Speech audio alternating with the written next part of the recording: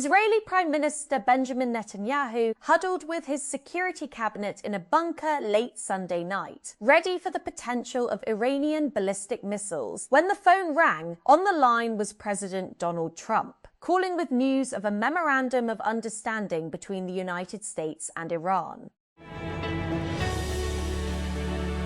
A United States federal judge has dismissed a lawsuit by Elon Musk's artificial intelligence company XI that accused rival Sam Altman's OpenAI of stealing trade secrets for chatbots. US District Judge Rita Lynn in San Francisco said on Monday that XI failed to show that OpenAI induced former XI senior engineer Xuechen Li to divulge confidential information related to its Grok chatbot, or that OpenAI engineers knew Li might have disclosed any.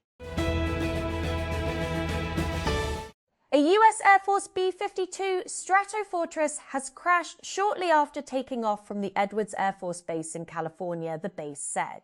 Emergency crews immediately responded to the scene and the situation is ongoing, the base wrote on Monday in a post on X. A Dutch court has sentenced a Syrian man to 26 years in prison for crimes against humanity committed during his time working for the regime of former Syrian President Bashar al-Assad.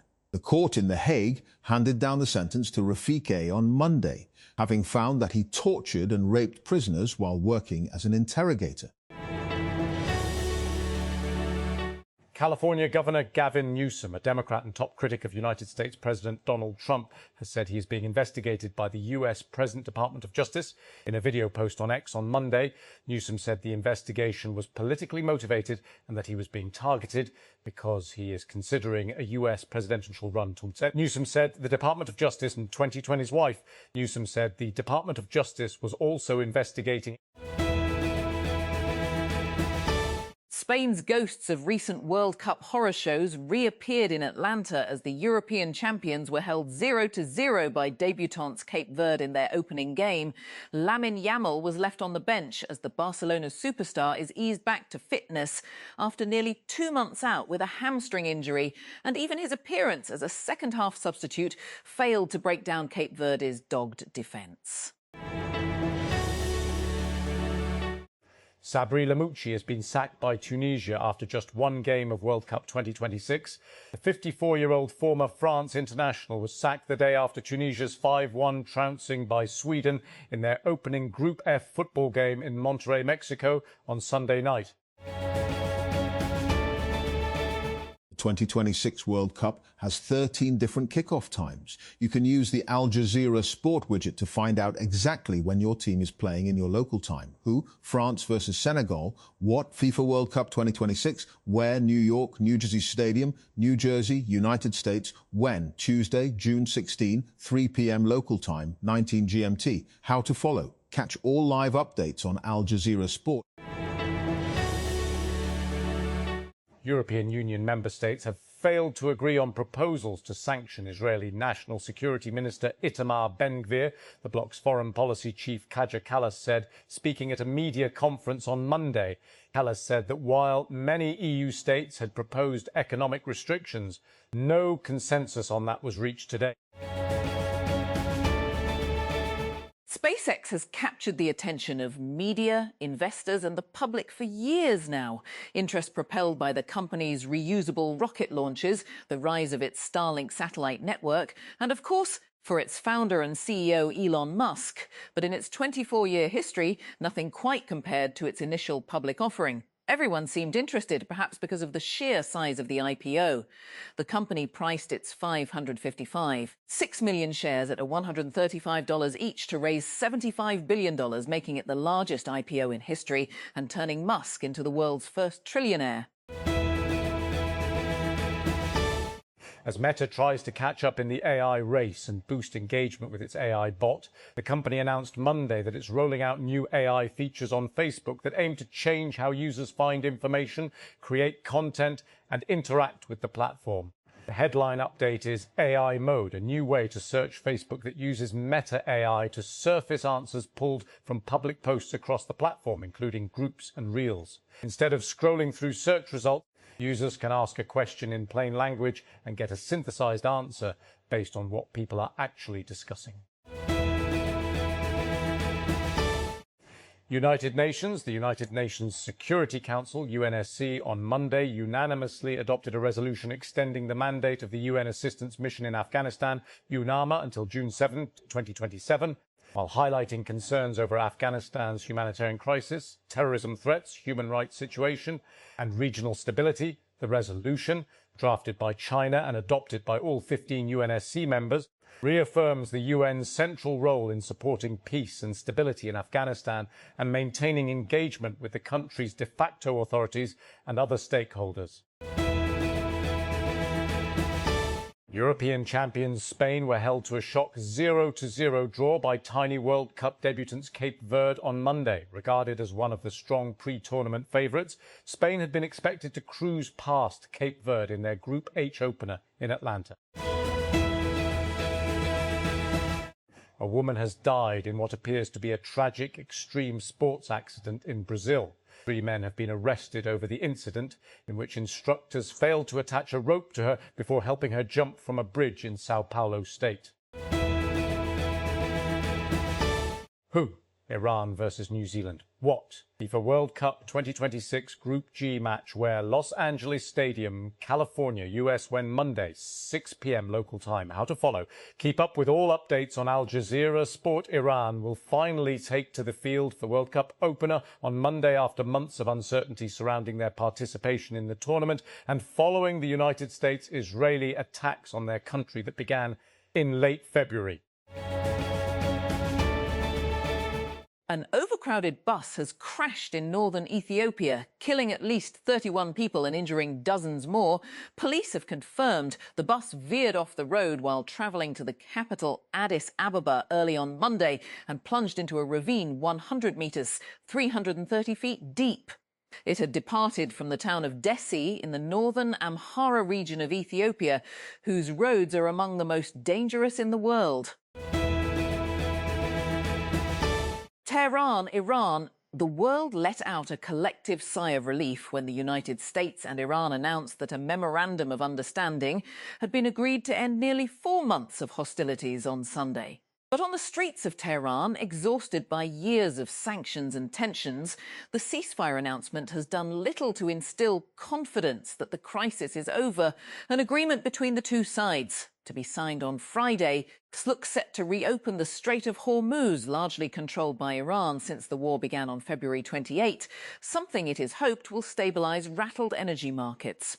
In return, the US will lift a naval blockade on Iran's southern ports, which has squeezed Iran's already embattled economy.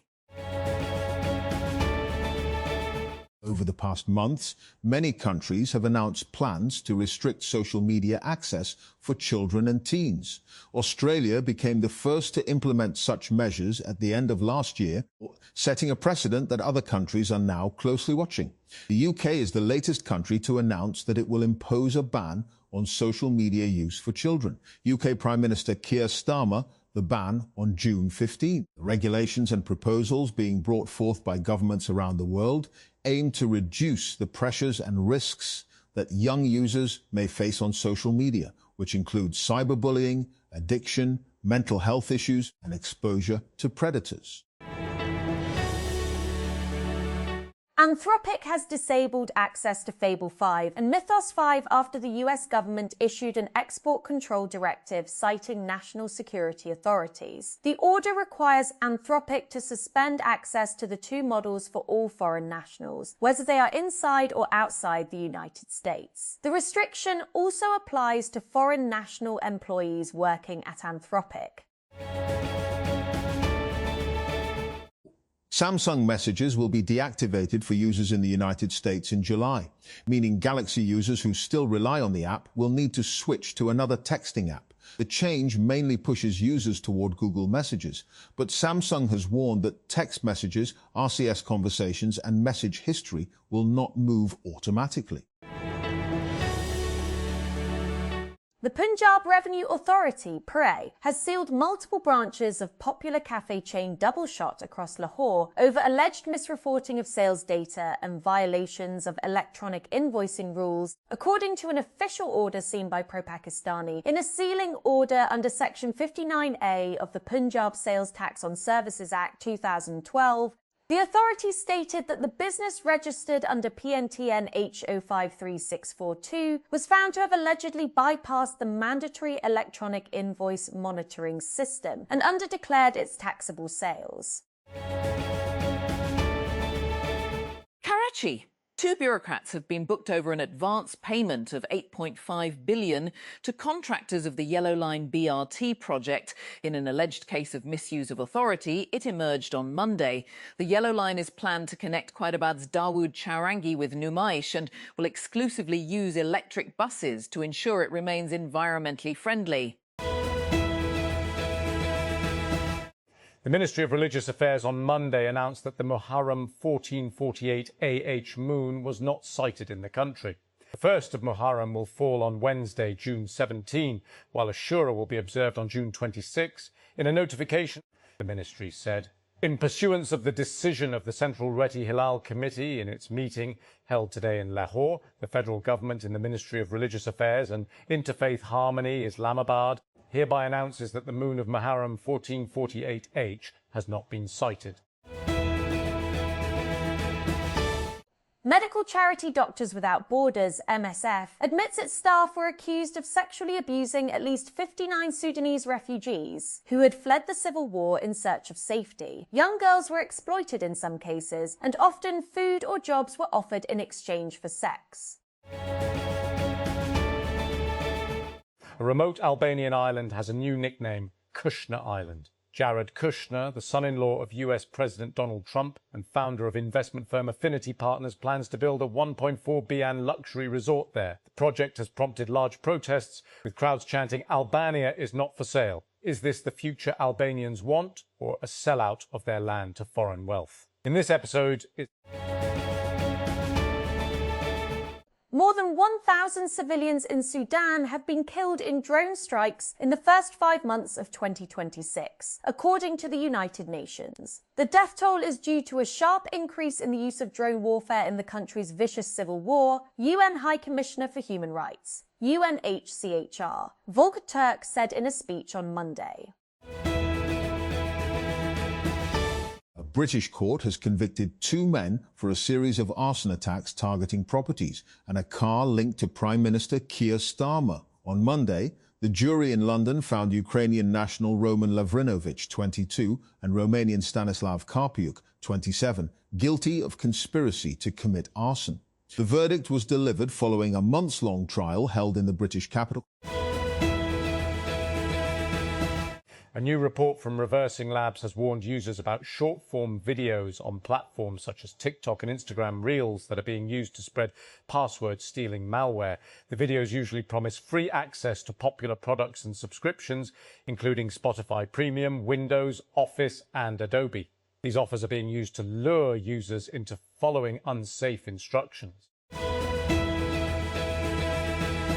An 88-year-old art teacher in New York has sold a painting for $254,000, roughly our 7 crore, after her family used Google Gemini to help identify its real value. According to the New York Times, Helene Plotkin bought the painting from a thrift store in White Plains, New York in 1966 for less than $100. She kept it on her wall for nearly 60 years without knowing it was a valuable artwork. Elon Musk became the world's first trillionaire on Friday after shares in SpaceX surged during the biggest stock market debut on record.